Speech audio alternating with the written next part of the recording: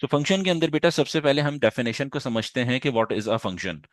Function के अंदर बेटा जब भी हम देखो जो भी आपके पास मैथमेटिकल टर्मिनोलॉजीज होती हैं, मैथमेटिकल टॉपिक्स होते हैं, ये लाजमी कहीं ना कहीं डेली लाइफ एग्जांपल में जो है वो आपके पास काम आ रहे होते हैं, कहीं ना कहीं अप्लाई होते हुए इनकी एप्लीकेशंस नजर आ रही होती हैं, कहीं ना कहीं आपको जो है वो मिल रहे होते हैं ये। सही है। अच्छा, अब इसको अगर थोड़ा सा लेमन लैंग्वेज मैथ से हटके अगर मैं बात करता हूँ, हमारे पास लेमन लैंग्वेज में अगर बात करते हैं what do you mean by function, function होता क्या है। तो फंक्शन की सादा डेफिनेशन ये होती है कि किसी भी रिलेशनशिप में यूनिकनेस आना, किसी भी रिलेशनशिप में कोई खास बात होना, चाहे वो अच्छाई में हो या वो बुराई में हो, उसे आप क्या कहते हो, फंक्शन कहते हो। तो uniqueness in a relationship is called function. सही है। तो किसी भी किसी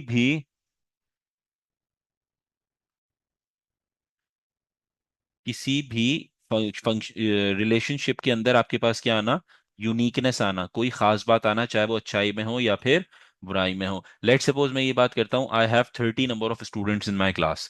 ठीक है। अब उन 30 नंबर ऑफ स्टूडेंट्स के अंदर टोटल मेरे पास है 30 number of students in a class. In 30 number of students जो आपके पास हैं, इसमें दो बच्चे ऐसे हैं विच is let's say Ali and Ahmad. These are the two students which are the irritating one, जो क्लास में डिस्टरबेंस क्रिएट करते हैं, जो क्लास के अंदर जो है वो लेट सपोज कि किसी भी तरीके की जो है वो नॉइस क्रिएट करते हैं, डिस्टरबेंस क्रिएट कर रहे हैं, और जो बहुत इरिटेट करते हैं क्लास के अंदर, क्लास में डिसिप्लिन मेंटेन नहीं करने देते। These two students are. ठीक है।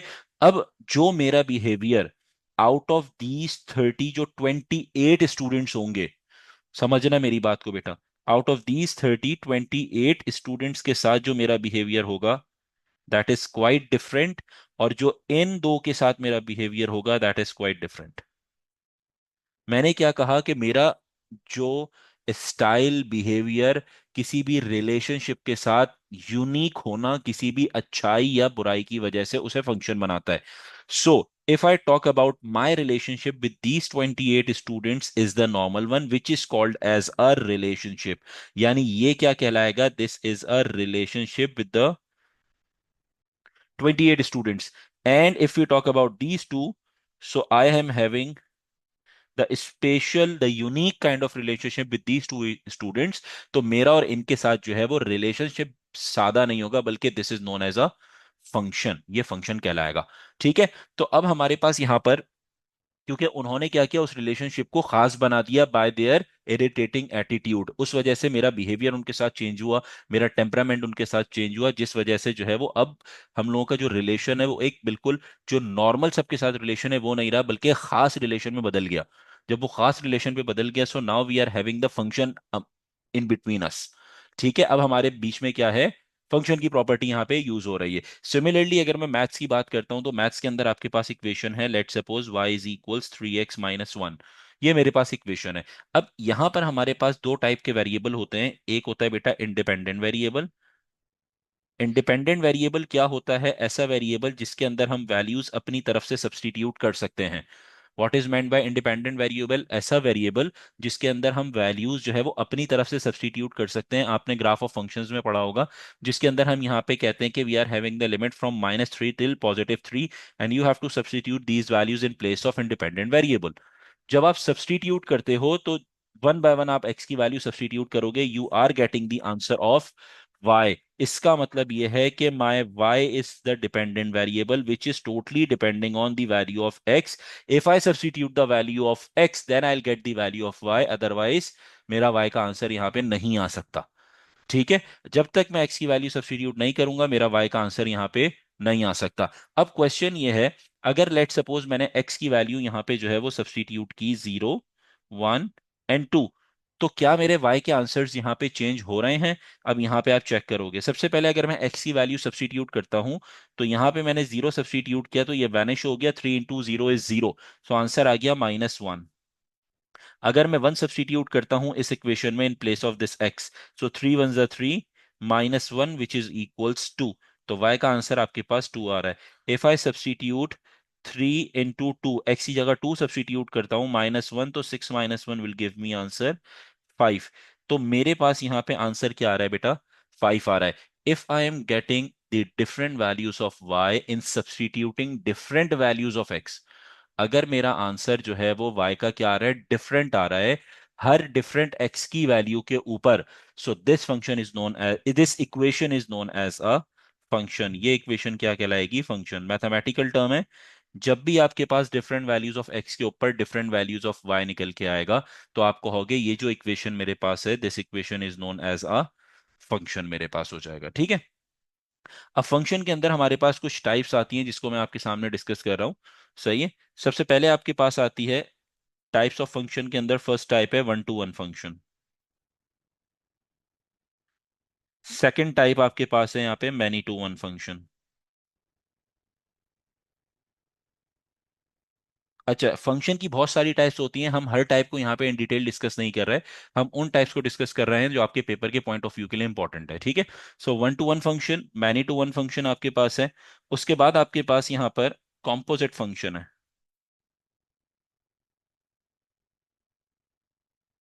Then we are having the inverse function. ये चार आपके पास हैं। अच्छा, यहाँ पे एक और चीज आती है जिसे मैं लिख रहा हूँ, which is known as one to many, but this is not a function, this is a relation. ये मैं डिफरेंस समझाता हूँ जो बहुत इंपॉर्टेंट है आपके लिए, कि भाई मैनी टू वन अगर मैं कह रहा हूं तो many to one is considered as a function, but one to many is considered as a relation. It's not a function, it's just a relation. अब इसको समझते हैं starting from the first type. One to one का मतलब क्या होता है? If we talk about one to one function, तो वन टू वन फंक्शन के अंदर सबसे पहले ये पहला वन जो है वो क्या बता रहा है, और जो दूसरा वन है ये आपको क्या बता रहा है। अगर मैं बात करता हूं इस पहले वन की, this one is identifying you the values of x. ठीक है। और ये जो दूसरा फंक्शन है, ये आपको बता रहा है वैल्यूज ऑफ वाई। ये याद रखना पैटर्न। ठीक है। जो पहला नंबर होगा वो बताएगा वैल्यूज ऑफ एक्स, और जो दूसरा बताएगा वो आपके पास होगा वैल्यूज ऑफ वाई, आपको बता रहा होगा। ठीक है। अब इसका कहने का मकसद है कि वन वैल्यू के ऊपर वन वाई का आंसर आना, यानी हर वैल्यू, हर डिफरेंट वैल्यू ऑफ एक्स के ऊपर वाई का एक ही आंसर आना है। लेट सपोज मेरे पास एक इक्वेशन आती है, y इज इक्वल्स 2x - 3 मेरे पास आता है। ठीक है। अब मैं एक्स की वैल्यूज क्या सब्सटीट्यूट कर रहा हूँ? एक्स की वैल्यूज लेट सपोज मैं सब्सटीट्यूट करता हूँ -1, देन 0, देन 1। ठीक है। अब इसे अगर मैं सॉल्व करता हूं, मैं इसको बना रहा हूं आपके सामने मैपिंग के through. This pattern is called as mapping. Mapping के थ्रू मैं आपको बना रहा हूं। यहां पे एक्स की वैल्यू सब्सटीट्यूट होंगी, और यहां पे जो वाई के आंसर्स आएंगे वो लिखे जाएंगे। ठीक है। अब खुद देखना थोड़ी देर के लिए, एक्स की वैल्यूज में रख रहा हूं -1, फिर रख रहा हूं 0, और फिर रख रहा हूं 1। वाई के आंसर्स क्या आएंगे? अगर मैं एक्स की इस इक्वेशन में एक्स की जगह -1 रखता हूं, ये हो गया 2 × -1 एंड -3, विच इज -2 - 3। ये हो गया, विच विल गिव यू -5। खुद देखो, 2 से मल्टीप्लाई कर रहे हैं, एक्स की जगह सब्सटीट्यूट कर रहा हूं सिर्फ -1 को, बाकी इक्वेशन वैसे ही है, तो -2 - 3 हो गया, और -2 - 3 मिलके -5 बनता है।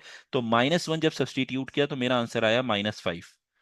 इसी तरीके से अगर मैं इस इक्वेशन के अंदर जीरो सब्सटीट्यूट करता हूं, तो 2 × 0 -3, कोई भी नंबर जीरो से मल्टीप्लाई होता है उसका आंसर जीरो आता है, और -3 तो will give you the answer -3। Answer क्या आ रहा है आपके पास यहाँ पर? -3 मेरे पास आ रहा है। ठीक है। तो ये आ गया -3। इसी तरीके से अगर मैं वन सब्सटीट्यूट करता हूं तो ये हो जाएगा 2 × 1 - 3, सो 2 - 3 इज इक्वल्स -1। तो मेरे पास यहाँ पे आंसर आ रहा है -1। अब आप इसमें एक चीज चेक करो, अगर मैंने यहाँ पर -1 सब्सटीट्यूट किया तो मेरा एक आंसर आया है, अगर मैंने 0 सब्सटीट्यूट किया तो -3 आया है, अगर मैंने 1 सब्सटीट्यूट किया तो मेरा -1 आया है। यानी एक वैल्यू ऑफ एक्स के ऊपर एक ही वैल्यू ऑफ वाई का आंसर आ रहा है। So this makes this function as one to one function, यानी एक फंक्शन के ऊपर एक वाई का आंसर आना। So this is called one to one function. सही है। अब सेकेंड टाइप पे चलते हैं जो आपके पास है मैनी टू वन फंक्शन।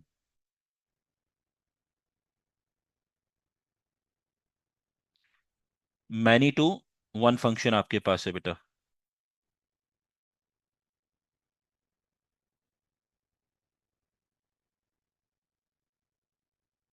अब मैनी टू वन फंक्शन के अंदर लेट सपोज आपके पास y is equals x square मेरे पास है। अगर y is equals x square मेरे पास है और मैं x की वैल्यू सब्स्टिट्यूट करता हूं हमारे पास, x की वैल्यू हमारे पास सब्स्टिट्यूट करता हूं -2, -1, 1 और 2, ये वैल्यूज मैं सब्स्टिट्यूट कर रहा हूं यहाँ पे, ठीक है। अब अगेन इसकी मैपिंग करके चेक कर लेते हैं। ये आपके पास x की वैल्यूज आएंगी, x की वैल्यूज है, y की वैल्यूज है। अब हमारे पास, अब यहाँ पे अगर मैं वैल्यू सब्स्टिट्यूट करता हूँ, x की वैल्यू सबसे पहले आप क्या रख रहे हो, -2, -1, 1 और 2, ये वैल्यूज आपके पास है, ठीक है। अब अगर मैं -2 उठा के सब्स्टिट्यूट करता हूँ एक्स स्क्वायर की जगह पे, तो -2 का स्क्वायर क्या होता है बेटा, 4 होता है, ठीक है। और -1 अगर सब्स्टिट्यूट करता हूं इसमें, तो -1 का स्क्वायर जो है वो क्या होता है, 1 होता है, क्योंकि नेगेटिव नंबर जो है वो आफ्टर स्क्वायरिंग इवन पावर के बाद जो है वो पॉजिटिव हो जाता है, ठीक है। और अगर मैं यहाँ पे 1 सब्स्टिट्यूट करता हूँ, तो 1 का स्क्वायर भी 1 होता है, और 2 अगर सब्स्टिट्यूट करता हूँ यहाँ पे, 2 का स्क्वायर 4 होता है। तो अब अगर आप यहाँ पे एक चीज आइडेंटिफाई करो, तो मेरे -2 पे आंसर मेरा यहाँ पे आ रहा है 4, और 2 पे भी आंसर क्या आ रहा है मेरा, 4 आ रहा है, ठीक है। इसी तरह -1 पे आंसर क्या आ रहा है मेरे पास यहाँ पर, 1 आ रहा है, और 1 पे आंसर आपके पास क्या आ रहा है, 1 आ रहा है। तो मैनी टू वन क्या बता रहा है, मैनी टू वन ये बता रहा है भाई, मोर वैल्यूज ऑफ एक्स के ऊपर एक वाई का आंसर आना। समझो बात को, कि एक से ज्यादा वैल्यूज के ऊपर एक्स की मेरे पास एक से ज्यादा वैल्यूज हैं, more than one values of x, इसके ऊपर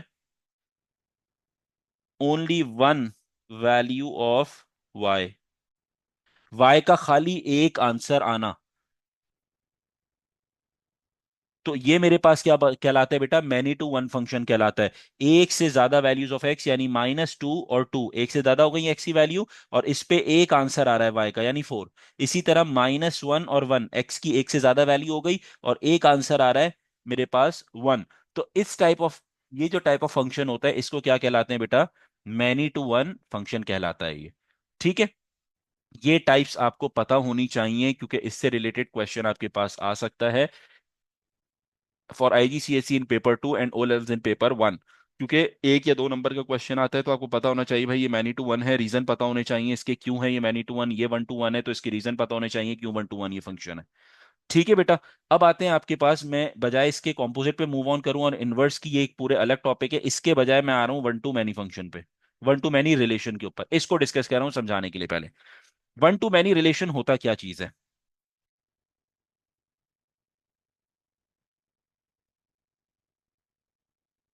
1 to many रिलेशन मेरे पास है। अब देखो 1 to many रिलेशन के अंदर हमारे पास होता क्या है, इसको समझते हैं थोड़ा सा। इसको ऐसे समझो कि यहाँ पे एक से ज्यादा वैल्यूज ऑफ एक्स, एक वैल्यू ऑफ एक्स के ऊपर एक से ज्यादा वाई का आंसर आना, सही है। अब इसके लिए हमारे पास फंक्शन कोई भी हो सकता है, और इसको हम मैपिंग के थ्रू समझते हैं पहले। ये आपके पास है, लेट सपोज कोई भी मेरे पास फंक्शन था, ये एक्स है ये वाई है, ये एक्स है और ये वाई आपके पास है। फॉर एग्जाम्पल मैंने वैल्यू सब्स्टिट्यूट की 1, 2 और 3 सब्स्टिट्यूट की, ठीक है। और आपके पास जब आपने एक्स सब्स्टिट्यूट किया, एक्स की वैल्यू 1 सब्स्टिट्यूट की, तो आपके पास आंसर जो है वो 2, लेट सपोज ये इसके आंसर्स हैं आपके पास 2, 3, 5, 7। अब देखो हुआ क्या, हुआ ये कि एक एक्स की वैल्यू पे वाई के दो आंसर आ गए। लेट सपोज मेरे पास यहाँ पे 1 सब्स्टिट्यूट मैंने किसी फंक्शन में किया, उस फंक्शन में मेरा 2 भी आ गया आंसर, और उसी सेम फंक्शन में मेरा आंसर 7 भी आ गया। समझ रहे हो लॉजिक, कि एक वैल्यू ऑफ एक्स के ऊपर वाई के दो आंसर आ रहे हैं, 2 भी आ रहा है और 7 भी आ रहा है। सिमिलरली इसी तरीके से अगर मैंने यहां पे एक्स की जगह 2 सब्स्टिट्यूट किया और मेरा आंसर 2 भी आ रहा है, ठीक है, और मेरा आंसर 5 भी आ रहा है।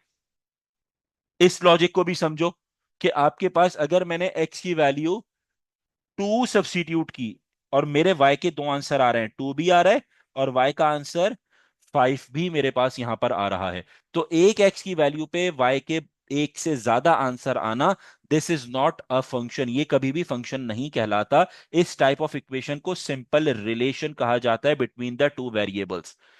जब भी ऐसा फंक्शन आपको नजर आए तो ये कहा जाता है it is called as a relation between the two variables. और जब भी आपके पास वन टू वन और मैनी टू वन नजर आएगा तो this is known as a function between the two variables. ठीक है बेटा, डिफरेंस क्लियर हो रहा है? सब्स्टिट्यूशन के अंदर बेटा हमारे पास लेट सपोज एक क्वेश्चन है F x is equals 4x - 5 मेरे पास है। ठीक है, अब आपने क्या करना है यहां पर, कहता है you have to find f of 1। Simple ये कहेगा क्वेश्चन के अंदर। आप क्या काम करोगे, आपने सिंपल यहां पे क्या करना है, एक्स की जगह पे, क्योंकि अगर मैं कंपेयर करता हूं ये F1 है और ये मेरे पास Fx है, तो आप ये देखो x की प्लेस पे यहां पे 1 नजर आ रहा है। ठीक है, तो इसका मतलब ये है कि आपने F1 इज इक्वल्स 4 × 1 - 5, तो ये हो जाएगा 4 - 5 विच इज इक्वल्स -1। तो F1 का आंसर आपके पास आ गया -1। ठीक है, ये पार्ट, इस टाइप के क्वेश्चन आपको नजर आएंगे। सेकेंड पार्ट में बेटा आपसे कहता है फाइंड F0। अगर F0 फाइंड आउट करना है तो आप क्या करोगे, F0 इज इक्वल्स 4, एक्स की जगह पे 0 सब्सटीट्यूट करना है एंड देन -5। सो F0 का जो आंसर है बेटा वो आपके पास आ गया 0 - 5, and then the final answer of F0 is equals -5। ये आपके पास हो गया। ठीक है, सेम क्वेश्चन है लेकिन अब थोड़ा सा क्वेश्चन चेंज करता है, और क्वेश्चन में ये कहता है फाइंड Fx = हमारा फंक्शन जो था वो फंक्शन क्या है यहाँ पे, 4x - 5 है। तो Fx = 4x - 5 ये फंक्शन था। अब अगर क्वेश्चन को थोड़ा सा आप आइडेंटिफाई करते हो, this is your part C, ये पार्ट ए था और ये पार्ट बी था। अब क्वेश्चन के अंदर आप आइडेंटिफाई करते हो तो आपको ये नजर आ रहा है यार इन प्लेस ऑफ एक्स मेरे पास कोई सब्सटीट्यूशन नहीं है, बल्कि एफ एक्स जहां पूरा लिखा हुआ है उसकी जगह पर 2 लिखा हुआ है। सही है, यानी एफ एक्स को रिप्लेस करना है 2 से, तो आप इस एफ एक्स की जगह पे क्या लिखोगे बेटा, 2 सब्सटीट्यूट करोगे, इक्वल्स 4x - 5 आपने सब्सटीट्यूट कर दिया। अब -5 आपके पास जो है वो राइट हैंड साइड पे है, कांस्टेंट सेलेक्ट करो, make variable as your subject. So it will be 2 + 5 is equals 4x। तो ये हो जाएगा 4x is equal 7 and the value of x is 7/4। तो ये आपके पास x का आंसर आ गया विच इज 7/4। ठीक है, सिमिलरली आपसे कहता है फाइंड fx इज इक्वल्स -4। ये मेरे पास क्वेश्चन आ गया। अगेन इस क्वेश्चन में क्या करोगे, आप देखो कि fx इज रिप्लेसिंग, fx जो है वो रिप्लेस हो रहा है किससे, हो रहा है -4 से रिप्लेस हो रहा है। तो ये हमारे पास हो जाएगा बेटा fx is equals 4x - 5। So fx is replaced by -4 equals 4x - 5. So -4 + 5 equals 4x. तो ये हो जाएगा 1 equals 4x and the answer of x is equals 1/4। x का आंसर आपके पास क्या आ गया यहाँ पे, 1/4 आ गया। अच्छा, अब यहां पे देखो सब्सटीट्यूशन दो टाइप आपको नजर आ गई, एक x is replace and the second one is f x is replacing. Third replacement आपके पास क्या होती है किसी भी क्वेश्चन से रिलेटेड, कि मेरे पास यहाँ पे वेरिएबल चेंज होना शुरू हो गया। अब वो आपसे ये कहता है फॉर एग्जाम्पल फाइंड f(2a), ये क्वेश्चन उसने आपसे कह दिया, अगेन फंक्शन इज सेम, और फंक्शन के अंदर वो कहता है 4x माइनस, ये फंक्शन है अगेन वही, F x equals 4x - 5, F x equals 4x - 5। अब यहां पे जो रिप्लेसमेंट है, जो आपके पास सब्सटीट्यूशन है वो क्या है, एक्स की जगह सब्सटीट्यूट हो रहा है, लेकिन यहां पे सिर्फ नंबर नहीं हो रहा बल्कि वेरिएबल इंट्रोड्यूस हो गया। तो इसका मतलब है भाई जहां एक्स नजर आ रहा है फंक्शन में वहां 2a सब्सटीट्यूट कर दो। तो ये हो जाएगा f × 2a इक्वल्स 4 × 2a - 5 मेरे पास आ गया। तो 4 × 2 इज 8a -5। अब मैं इसे फर्दर सिंप्लीफाई नहीं कर सकता, यहां पे जो कॉमन मिस्टेक है जो स्टूडेंट करते हैं, 8 - 5, उन्होंने क्या किया, 8 - 5 किया और उसे यहां पे लिख दिया 3a which is wrong. Reason उसका क्या है कि बेटा यहाँ पे वेरिएबल मेरे पास 8 के साथ है, 5 के साथ नहीं है। अब 8 के साथ अगर वेरिएबल है, 5 के साथ नहीं है, how do I solve variable with the constant, नहीं हो सकता सॉल्व। ठीक है, तो मेरा जो फाइनल आंसर आ जाएगा वो आपके पास वही आएगा, f(2a) इक्वल्स 8a -5। यही मेरे पास जो है वो फाइनल आंसर होगा। ठीक है, इसी तरीके से बेटा क्वेश्चन आता है पार्ट एफ, आपसे कहता है फाइंड एफ -3x। ये क्वेश्चन उसने दे दिया कि भाई x को अब आप रिप्लेस कर दो -3x से। तो अब आप क्या करोगे, फंक्शन आपके पास अगेन वही था, F x is equal 4x-5। तो ये हो गया एफ एक्स की जगह -3x हो गया इक्वल्स 4x की जगह अगेन रिप्लेसमेंट हो रही है, किससे रिप्लेस हो रहा है, -3x से रिप्लेस हो गया और -5 आ गया। तो आप क्या करोगे, 4 × 3 इज -12x -5। अब 12 के साथ यहाँ पे वेरिएबल है, 5 के साथ नहीं है, तो आप यहाँ पे इसे फर्दर सिंप्लीफाई नहीं करोगे, this will be the final answer. ये आपके पास जो है बेटा वो फाइनल आंसर आ जाएगा। ठीक है, अब आते हैं आपके पास नेक्स्ट क्वेश्चन पे। लेट से क्वेश्चन नंबर 2 आता है, फंक्शन आप थोड़ा सा चेंज करते हैं। फंक्शन में आपसे कहता है कि आपके पास है 3x + 1/5, ये मेरे पास फंक्शन है। सही है। अभी तक जो रिप्लेसमेंट देखी वो क्या थी, या तो एक्स की जगह रिप्लेस हो रहा था, या राइट हैंड साइड पे रिप्लेसमेंट था, या फिर एक्स की जगह जो रिप्लेसमेंट थी वो आपके पास क्या थी, वेरिएबल फॉर्म में आ गई थी। अब हमारे पास अगर वेरिएबल की रिप्लेसमेंट, यानी हमारे पास एफ एक्स की replacement in the form of variable हो जाए, आपसे कहा जाए find F x is equals 2g। अब क्वेश्चन देखो बिल्कुल चेंज है। क्वेश्चन क्या है, F x is equals 2g। तो इसका मतलब क्या है, इसका मतलब सबसे पहले तो ये समझना कि यहां पे मैं क्या कर रहा हूं बेटा, रिप्लेसमेंट कर रहा हूं, और इसको हम थोड़ा सा और चेंज करते हैं और मैं यहां लिख देता हूं जी। क्वेश्चन को और थोड़ा मजे का करते हैं, f g is equals to 2g। अब आप क्या करोगे, यहां पे डबल रिप्लेसमेंट नजर आ रही है क्या, एक एक्स जो रिप्लेस हो रहा है वो जी से हो रहा है। तो जहां जहां फंक्शन में एक्स है, यानी यहां पे भी एक्स है और यहां पे भी एक्स है, तो क्या लिख दोगे, यहां पे जी और जी लिख दोगे। एक बात तो ये हो गई। उसके बाद जहां पे एफ जी नजर आएगा उसे रिप्लेस अलग करोगे 2g के साथ। डबल रिप्लेसमेंट यहां पे हो रही है आपके पास। तो आपने सबसे पहले काम क्या किया, एफ एक्स की जगह जी सब्सटीट्यूट किया, 3 एक्स की जगह जी सब्सटीट्यूट किया, +1/5 लिख दिया। अब एफ जी का जो आंसर है वो किसके बराबर है, 2g के बराबर है, तो ये सब्सटीट्यूट हो जाएगा, एफ जी रिप्लेस होगा पूरा, और यहां पे आ जाएगा बेटा 2g इक्वल्स 3g + 1/5 आपके पास यहां पे आ गया। अब आपने सिंपल क्या करना है, इसे सॉल्व करना है। तो 2g ये मल्टीप्लाई करोगे, क्रॉस मल्टीप्लीकेशन, ये हो जाएगा 10g is equals 3g + 1। So 10g - 3g equals 1. So we have 7g is equals 1 and the value of g is 1/7। g का आंसर आपके पास क्या आ गया बेटा, 1/7 आ गया आपके पास। पार्ट बी में इसमें कहता है, सेम क्वेश्चन आपके पास है। पार्ट बी में बेटा आपसे कहता है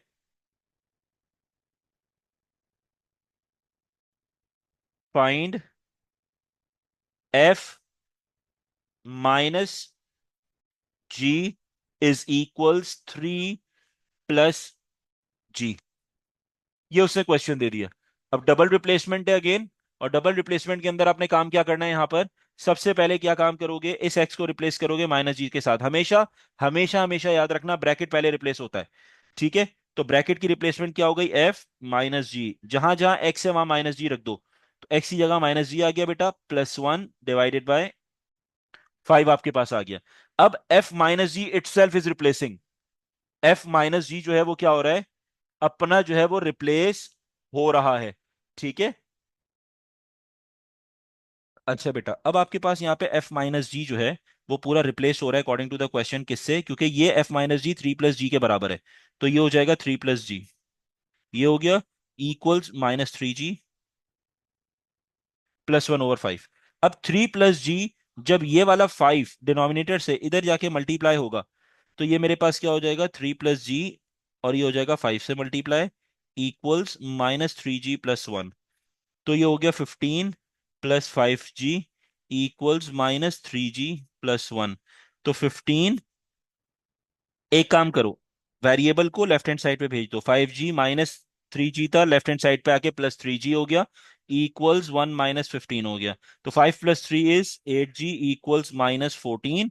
सो g का आंसर क्या आ रहा है, -14/8 आ रहा है। अब अगर मैं यहाँ पे कैंसिल करता हूं तो 2 7 एंड 2 4, सो जी का आंसर आपके पास आ गया -7/4। ये आपके पास आंसर आ गया। Okay, now we have part C.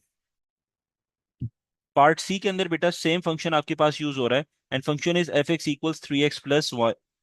F x equals 3x+1/5 और आपसे कहता है find f y is equals 2y 2y -3y+2। अब यहां पे क्वेश्चन समझना बेटा, बहुत इंपॉर्टेंट क्वेश्चन है। इसमें स्टूडेंट हो जाते हैं कंफ्यूज कि अब तो ये हमसे सॉल्व नहीं हो सकता, रीजन उसका ये है, यहाँ पे एडिशन आ गया फंक्शन के अंदर, इसकी रिप्लेसमेंट कैसे होगी। कोई पैनिक करने की जरूरत नहीं है, कोई टेंशन लेने की जरूरत नहीं है। सबसे पहले एक काम करना है। क्या काम करना है? वो काम आपने ये करना है कि आपने यहाँ पर एक्स को रिप्लेस करना है वाई से। तो आप यहाँ पे क्या करोगे भाई, एफ वाई इक्वल्स 3y+1/5 मेरे पास यहाँ पे आ गया, ये रिप्लेसमेंट हो गई। उसके बाद अब पूरा एफ वाई आपको रिप्लेस होते हुए नजर आ रहा है, किससे? राइट हैंड साइड से। तो पूरा एफ वाई रिप्लेस कर दो राइट हैंड साइड से, यानी इस एफ वाई की जगह पे पूरी राइट हैंड साइड लिख दो।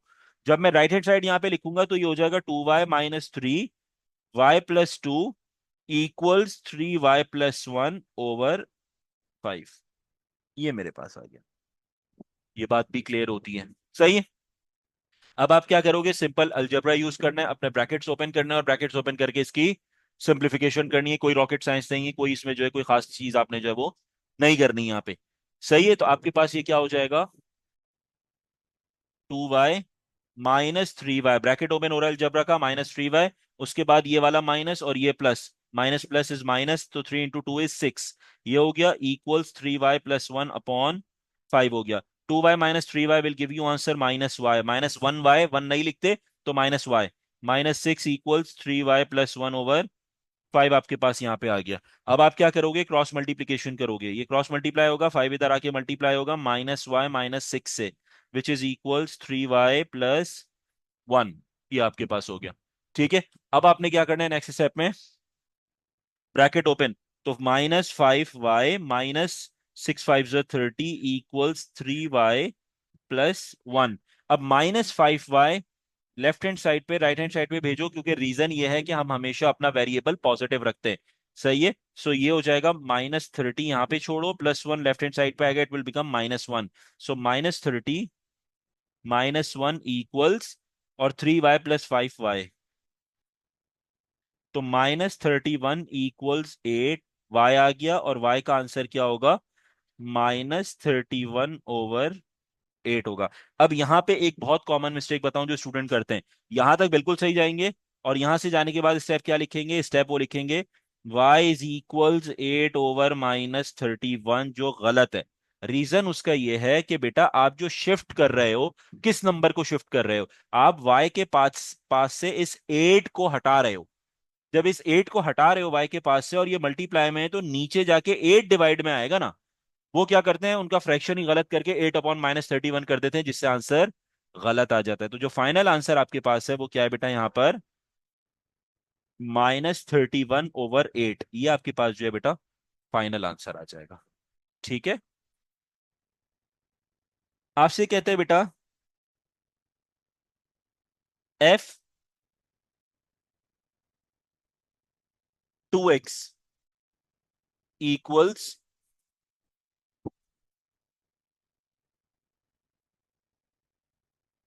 f(2) +2f(3). ये क्वेश्चन मेरे पास आ गया। अब इसमें कंफ्यूज नहीं होना, इसमें इसलिए कंफ्यूज नहीं होना क्योंकि प्रीवियस क्वेश्चन के अंदर आपके पास क्या था, सिंपल जो लेफ्ट हैंड साइड थी वो पूरी रिप्लेस हो रही थी राइट हैंड साइड से, क्योंकि राइट हैंड साइड पे कोई एफ नजर नहीं आ रहा था, एफ एक्स या एफ वाई एफ जेड नहीं नजर आ रहा था। लेकिन यहां पे मेरे पास राइट हैंड साइड पे भी एफ है और लेफ्ट हैंड साइड पे भी एफ है। तो आपने जो सबसे पहला काम करना है, अगेन रिप्लेसमेंट, किसकी एक्स रिप्लेस होगा किसके साथ, 2x के साथ रिप्लेस करोगे। सबसे पहला काम ये करना है। आप क्या करा, f(2x) इक्वल्स 3x की जगह क्या आ जाएगा, 2x आ जाएगा, +1 आएगा, डिवाइडेड बाय क्या आ जाएगा, 5 आ जाएगा। कोई काम नहीं किया मैंने एक्स्ट्रा। ठीक है। उसके बाद अब राइट हैंड साइड पे वर्किंग करते हैं। राइट हैंड साइड ये कह रहा है कि यार आपके पास सबसे पहले f2 आप फाइंड आउट करो। तो मैं क्या करने लगा हूं, मैं यहाँ पे f2 कैलकुलेट कर रहा हूं आपके सामने। f2, अच्छा, अब जो f2 है ये मैं किस में रखूंगा, नीचे वाले फंक्शन में या ओरिजिनल क्वेश्चन में? तो हमेशा याद रखना, कि जब भी सब्स्टिट्यूशन होती है वो ओरिजिनल क्वेश्चन में होती है, जो आपने खुद फंक्शन बनाया उसमें कभी सब्स्टिट्यूट नहीं करोगे। ठीक है, तो आपने जो सब्स्टिट्यूट करना है ये F2 है। F2 कहाँ सब्स्टिट्यूट करोगे? F2 आपने यहाँ पे सब्स्टिट्यूट करना है। यानी ये x मेरे पास था और x की रिप्लेसमेंट अभी क्या है? 2 है। तो मुझे यहाँ पे अगर F2 चाहिए तो 3 × 2 करूंगा, +1 करूंगा, डिवाइडेड बाय 5, तो मेरा आंसर आएगा 6 + 1 डिवाइडेड बाय 5, विच इज 7/5। ये मेरे पास आंसर आया। अब सेकंड क्या है? मुझे F3 चाहिए। 2 से तो बाद में मल्टीप्लाई करूंगा, पहले F3 तो निकाल लूं। तो इसका मतलब 3 सब्स्टिट्यूट करना है x की जगह पे, x की जगह पे 3 सब्स्टिट्यूट करना है। तो ये हो जाएगा मेरे पास F3 इज इक्वल्स 3 × 3, एक्स की जगह पे +1/5। तो 9 + 1 विच इज 10/5, ये मेरे पास आ गया। तो अब मैं क्या कर रहा हूं, ये जो F2 था इसकी जगह क्या वैल्यू सब्स्टिट्यूट कर रहा हूं? 7/5। और ये जो मेरे पास F3 था इसकी जगह क्या वैल्यू सब्स्टिट्यूट कर रहा हूं? 10/5। ठीक है, और ये जो मेरे पास F2x था इसकी जगह ये रिप्लेस कर रहा हूं मैं। सिर्फ सब्स्टिट्यूशन कर रहा हूं, कोई काम नहीं कर रहा, कोई एक्स्ट्रा लॉजिक यूज की नहीं की मैंने। F2x की रिप्लेसमेंट, F2x का जो फंक्शन है वो ये है, ये रिप्लेसमेंट है मेरे पास। 3 × 2x + 1/5, तो ये हो गया 3 × 2x + 1/5 equals, right hand side पे F2 की वैल्यू 7/5 वो रख दी मैंने राइट हैंड साइड पे 7/5, प्लस 2 जो है वो मल्टीप्लाई हो रहा है मेरे पास किससे? F3 से, यानी 10/5 से। सो 2 जो है वो मल्टीप्लाई हो रहा है किससे? 10/5 के साथ। तो इन शॉर्ट इस क्वेश्चन में मैंने क्या किया है, इस पूरी इक्वेशन में वैल्यूज बनाकर सब्स्टिट्यूट किए, कोई नया काम नहीं किया।